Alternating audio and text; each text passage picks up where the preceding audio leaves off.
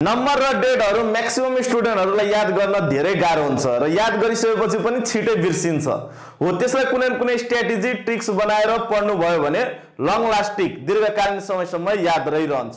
जस्तै for example राष्ट्रिय जनगणना 2078 अनुसार बढी जनसंख्या भएका 10 जातिहरु सम्झिने सूत्र र तिनीहरु कति प्रतिशत छन् त्यो याद गर्ने तरिका पनि तपाईहरुलाई म शेयर गर्छु। कृपया यो भिडियोलाई अन्तिमसम्म हेरिदिनु होला। जस्तै 10 ठूला जातिहरु जनसंख्याको आधारमा भन्नु पर्दा त्यसको सूत्र हामी सबैलाई सर्वविदित नै छ, छे ब्राह्म थाता बिमुने यारा। सबैभन्दा बढी क्षेत्री, त्यसपछि ब्राह्मण, त्यसपछि मगर, त्यसपछि थारू, तामाङ, विश्वकर्मा, मुसलमान, नेवारी, यादव, राई। यिनीहरु त भयो क्रम बढीदेखि कमको। अब यिनीहरु कति प्रतिशत छन्, क्षेत्री कति प्रतिशत, ब्राह्मण कति प्रतिशत हो त्यो चाहिँ याद गर्न धेरै जनालाई गाह्रो हुन्छ। त्यसलाई कसरी याद गर्ने साथीहरु एउटा यो ट्रिक्स तपाईहरु एप्लाई गर्न सक्नुहुनेछ। जस्तै तलबाट स्टार्ट गर्नुस्, 2 लेख्नुस्।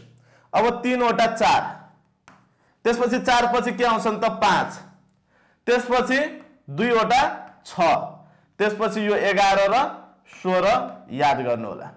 अब यति जानिसकेपछि रफली राउन्ड फिगर तपाईहरुलाई याद भयो। 2 3 वटा 4, 2 वटा 5, 2 वटा 6, त्यसपछि 11 र 16 हो। यति जानिसकेपछि लगभग तपाईहरु एक्जाममा प्रतिशतमा सोधियो भने 90% मिलाउने सम्भावना हुन्छ। तर पोइन्ट पछाडी चाहिँ हल्का चाहिँ डिजिटहरु रेयर नै त्यसरी चाहिँ नजिकको राखिन्छ, नभए मोटामोटी भनेको यही हो रफली फिगर। जस्तै अब पोइन्ट पछाडी झन याद गर्नु भयो भने सुनमा सुगन्ध। जस्तै यो कति हो त 16.45%, यो 11.1124 जोड्दा 9, 29%।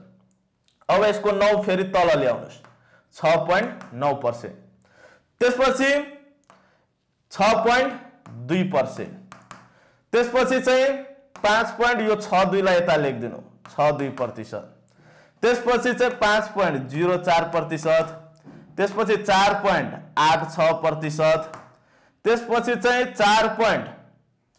यो 6 मात्रै राख्दिनु तल 6%, 4.21% र यो 10औं ठुलो भनेको राय भनेको 2.2% हो। यस्तै भिडियो यस्तै रिल्सको लागि यो पेजलाई फलो र यो रिल्सलाई म्याक्सिमम भन्दा म्याक्सिमम शेयर गरिदिनु होला। र यस्तै नयाँ जानकारीको लागि तपाईहरु YouTube मार्फत हेर्दै हुनुहुन्छ भने YouTube च्यानललाई पनि सब्स्क्राइब गरिदिनु होला। हस्त, धन्यवाद। परीक्षार्थीको आवाज पंपाज।